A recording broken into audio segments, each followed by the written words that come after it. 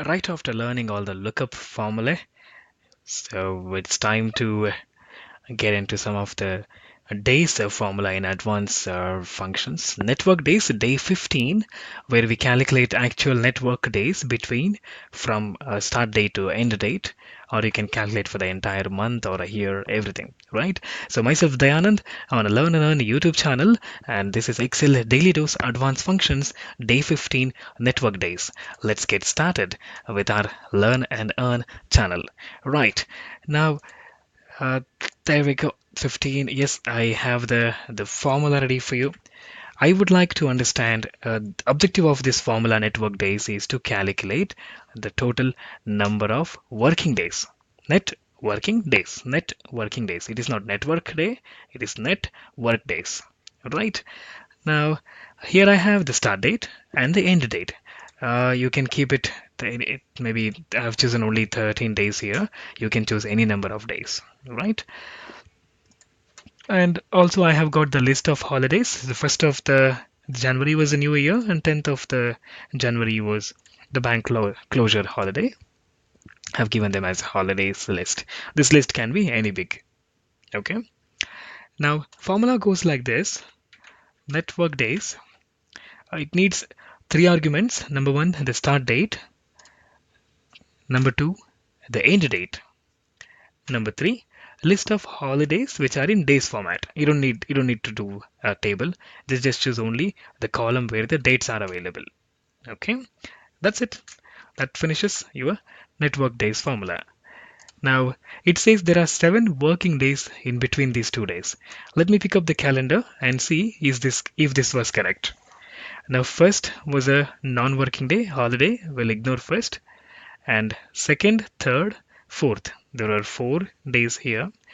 This formula by default considers Saturday and Sunday as non-working days.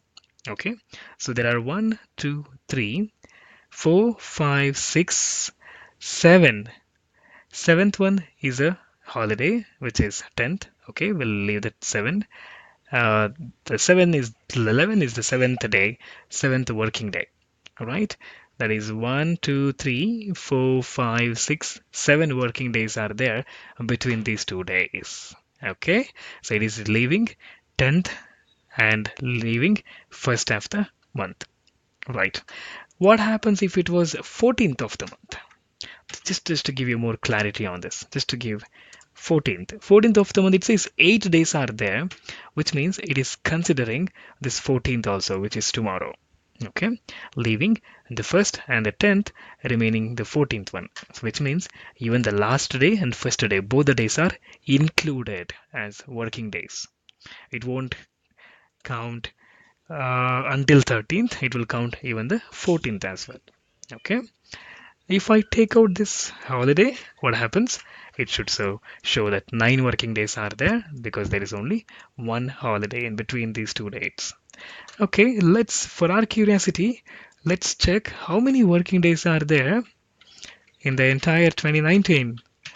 Out of 365 days, you will be only working for 260 days, excluding your weekends, and I have not included the list of holidays for the entire year. Come on.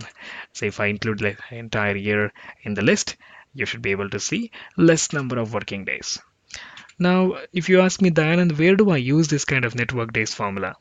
So it's very much used when you calculate SLA. You know something about SLA, service level agreement of certain activity. If you work in a call center, if you work in a customer care service industry or email handling team, you would certainly know what is an SLA and how crucial the SLA is going to be. So if when you can calculate, have you at some SLA goes for 3 days or 4 days, you can use network days to calculate from the date of the email received or case received to the date the email was serviced or the case was resolved. Okay, if that will give you actual number of working days only. Got it? That's it for today. It is network days formula. That was day 15, and myself Dayanand with your Learn and Earn channel. Do subscribe for the channel and press the bell button.